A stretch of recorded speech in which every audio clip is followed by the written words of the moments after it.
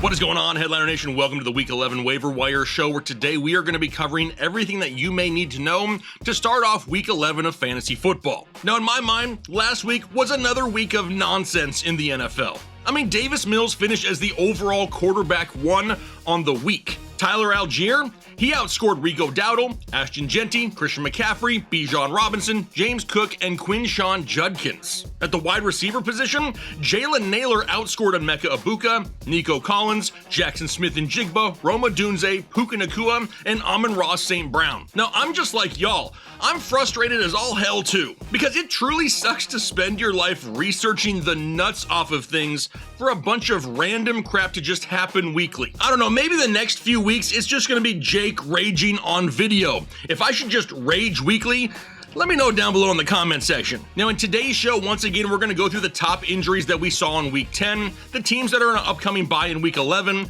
the best available players on the waiver wire, the waiver wire power rankings, play some start or stash, some FAAB budget recommendations, and some Streamin Ds. Now, there are timestamps to all these different sections down below in the description, so if you enjoy that, please do me a favor and hit the like button if you haven't already. But alright, it's a Monday, and I know with all the frustrations around fantasy, at least I can say we bounced back on our NFL Underdog pick'ems in Week 10. Last week we hit 10 of the 14 picks that I posted inside of our Discord. I want you in our Discord, become a channel member, but I also want you to come play alongside us on Underdog. All you gotta do is head over to Underdog Fantasy or download the app, create a new account using the referral code Headliners. Then all you have to do is make your initial minimum deposit and play a $5 contest with us. Once you do that, they're gonna put $100 in bonus funds directly into your account. Play 5, get 100. It's an absolute no-brainer. Who does not like free money? And with that $100 that you're going to get, you can play on house money with us for the next few weeks.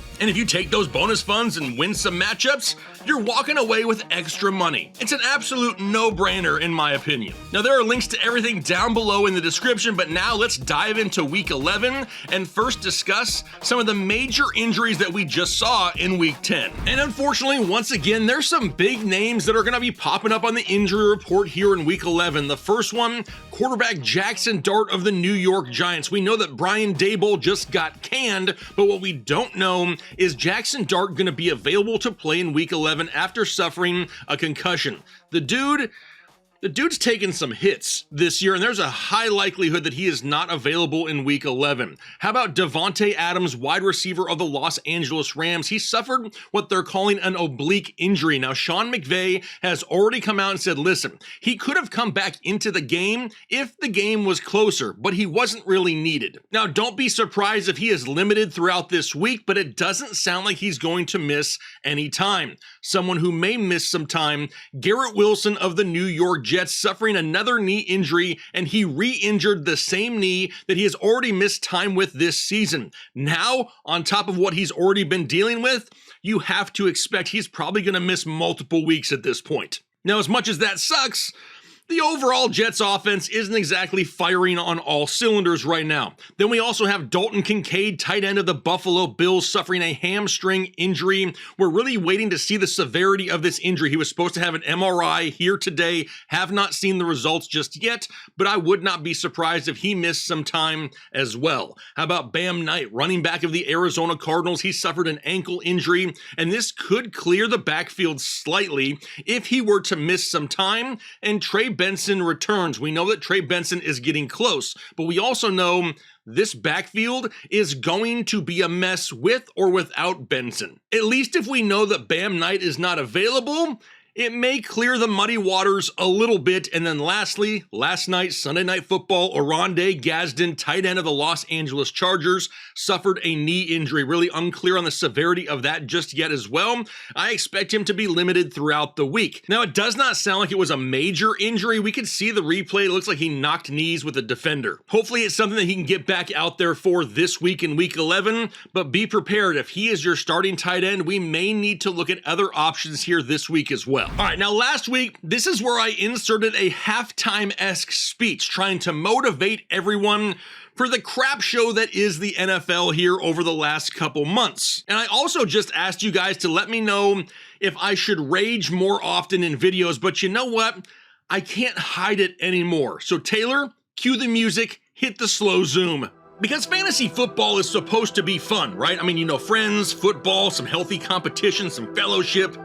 I haven't had fun in weeks. Everyone's IR spots have been overflowing for months and there's no end in sight. Players are supposed to be returning, and there's nothing but mysteries and shoulder shrugs half the time. Our backups, they're on bye. Some sleepers finally woke up, turns out they suck as well. The waiver wire looks like a Walmart clearance bin on a Black Friday, and we've been talking about the same 10 guys in this show all season long. I mean, you start a guy and he scores 4 points. You bench him, he turns into Randy Moss. Every lineup decision feels like you're failing a personality test every freaking week publicly. I mean, your opponent starts a guy you've never even heard of before. Then some random third-string tight end scores 2 touchdowns the week that he plays you. Yet, half the time we're out there begging for a stud wide receiver to get 1 damn catch some weeks. Coaches, they're out there saying, you know what, we're gonna go with the hot hand. Mofo, everyone's hands are glaciers right now. And don't even get me started on kickers. Those a-holes are out there deciding fantasy matchups, making 60-yarders with ease and missing 30-yarders that you need to win a week. Now, every week I say I'm done, I'm over it. But then I remember, I still have to make content about this mass chaos. So yeah, I'm tilting hard. I'm right there with you. But you know what I'm gonna do? I'm gonna put a smile on my face and film some fantasy football content. So do me a favor, hit the subscribe button if you haven't already before my mental health goes on the IR. But all right, let's dive in. Let's see which teams are on bye here in week 11. All right, I'm not gonna lie, that felt pretty damn good. I should probably do something like that more often just to get it out. You know what I mean? It's good to get it out sometimes, but when we look at the bye weeks here for week 11, we only have 2 teams. Unfortunately, the best player in fantasy football is among them. We do not have the Indianapolis Colts this week, so no Daniel Jones. No Jonathan Taylor. He cannot win you your matchup this week. We also have Michael Pittman, Tyler Warren, Alec Pierce, Josh Downs, but the Saints are also on a bye. Not that they've been some huge fantasy producers, but no Chris Olave, no Alvin Kamara, and no recently hot Juwan Johnson either. But all right, what is available on the waiver wire here this week? If you're looking for a quarterback, we got a couple options. First one, J.J. McCarthy, Minnesota Vikings. He's 48% owned with a matchup going up against Chicago. This one right here has everything to do with the matchup and his rushing upside. He scored 3 total touchdowns in a game against Chicago back in week 1 where they had a late game comeback, and he has scored 4+ fantasy points on the ground in 3 of his 4 starts this season. The Chicago Bears defense also allows the 3rd most fantasy points per game to the quarterback position. If you need one, J.J. McCarthy may be out there for you. How about Aaron Rodgers going up against the Cincinnati Bengals? And the ceiling has been pretty low. He's only scored over 18 fantasy points in 2 games all year. But one of those games was 4 weeks ago when he lit up this Cincinnati Bengals defense for 249 yards passing and 4 passing touchdowns. Now, we expect the Cincinnati Bengals to continue scoring, which means Aaron Rodgers is going to be throwing the entire game against a defense in Cincinnati that allows the 7th most fantasy points per game to the quarterback position. How about Jacoby Brissett in Arizona? He's 18% owned going up against San Francisco, and Arizona may have gotten butt whooped by the Seattle Seahawks last week. However, Jacoby Brissett just had his 4th straight game with at least 2 total touchdowns. Now, since he took over in week 6, he is the quarterback 11 overall in fantasy football, and the San Francisco defense can't stop anyone through the air, allowing over 20 fantasy points per game to opposing quarterbacks. Now, after that, we go down to the running back position, and damn, is it barren at the running back position. I put Trey Benson in here just in case. Go check.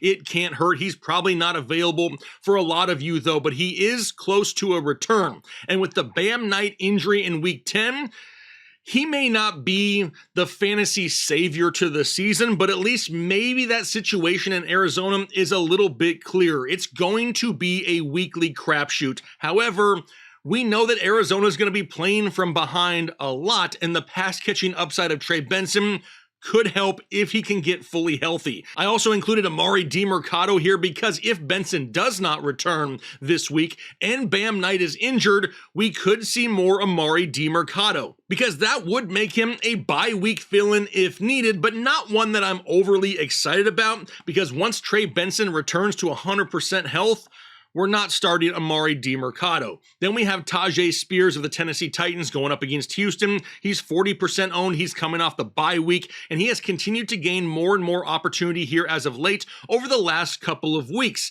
He has had at least 3 receptions in 4 straight games, and we know that Tennessee is going to always be losing and always be throwing. However, the matchup against Houston this week is not ideal. Then we got Blake Corum of the Los Angeles Rams going up against Seattle, and really, he's one of the only dudes out there that's wildly available that's getting 10 plus touches a week. Now, he's not racking up a ton of yardage, so it makes him touchdown dependent, and right now, Kyren Williams is soaking up all those touchdowns.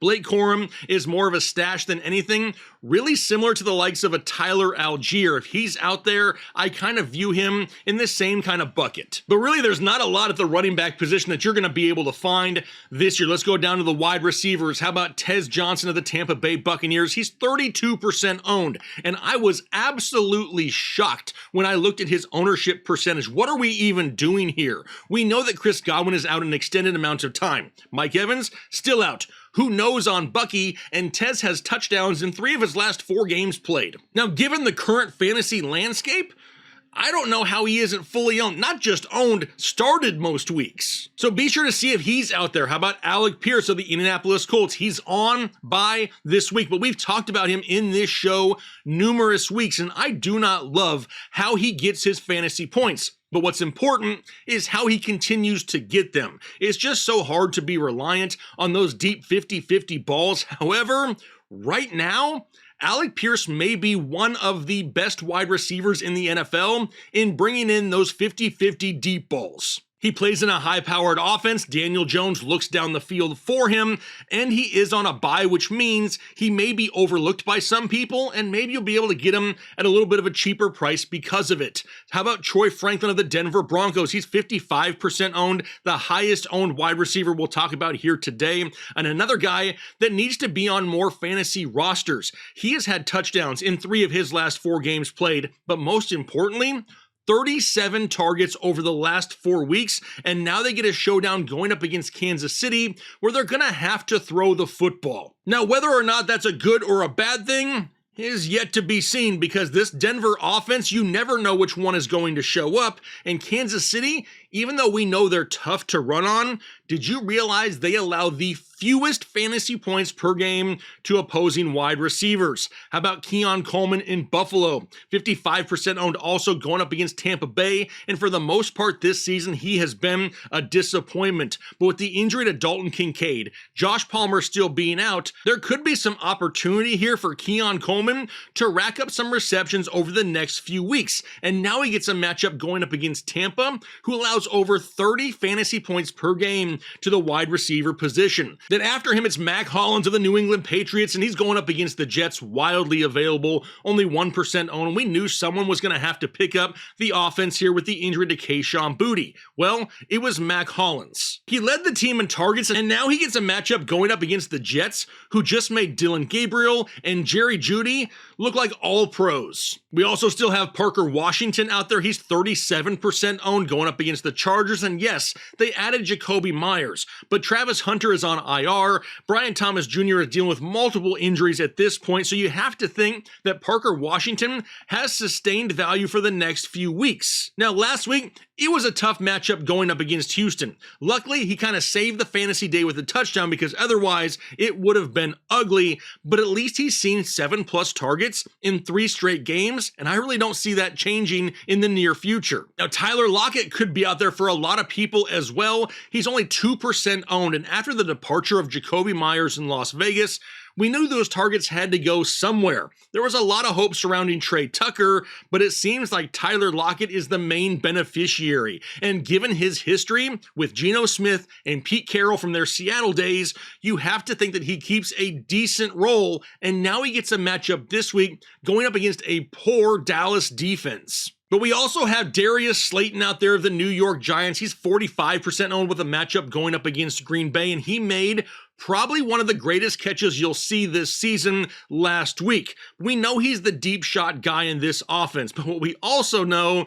is Jackson Dart is currently in concussion protocol, and they may be starting Russell Wilson this week against the Packers, and that would not be ideal. We also know that they've fired head coach Brian Daboll. How is this offense going to look? How are things going to change? There's a lot of question marks surrounding the New York Giants. Do I have that warm fuzzy about picking up Darius Slayton and starting him?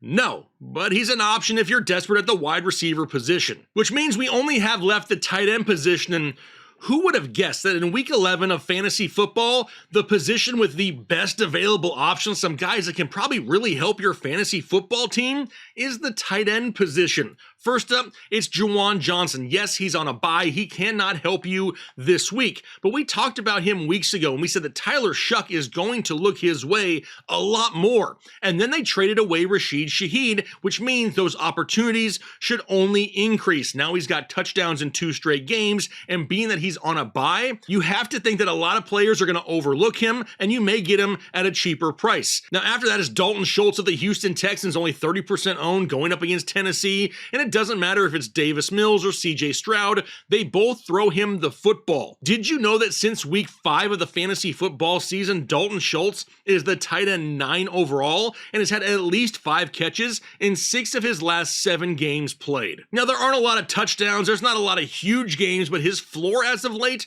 has been super safe and has made him a weekly startable option. And then lastly, it's Cade Otton of the Tampa Bay Buccaneers, and obviously, right, we've talked about Cade Otton for weeks with all the injuries to Mike Evans, Bucky Irving, now Chris Godwin missing extended time. Cade Otton is a weekly mainstay in this offense. Now he gets a matchup on the road against Buffalo, and if Tampa Bay wants to win this game, with as bad as their running game has been, they're gonna have to throw the football. And when it comes to targets to pass catchers in Tampa Bay, Cade Otton will be in the top 2 each and every week with all of these injuries. So how do we rank these guys now that we know that they're out there? And like I say every single week, remember, I'm putting the quarterbacks and tight ends at the bottom of the list. That does not mean they have the least amount of value. Every single week, somebody leaves a comment saying, I can't believe that tight end's so low on the list. Dude, this is YouTube, not Instagram. We're not just looking at pictures. You gotta listen too. Not everyone needs a quarterback and a tight end,